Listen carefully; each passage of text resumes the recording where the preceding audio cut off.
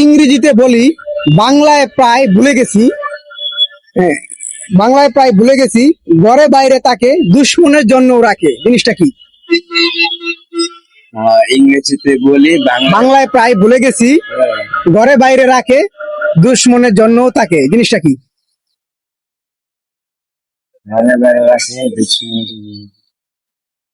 ঘরে বাইরে তাকে দুশ্মনের জন্য রাখে, জিনিসটা কি?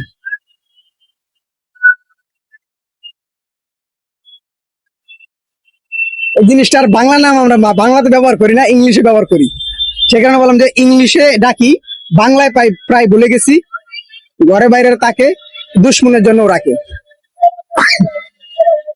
মানে আমরা ওটা বাংলাতে বলি না, কিন্তু ইংরেজিতে সবসময় জি জি জি জি। হ্যাঁ।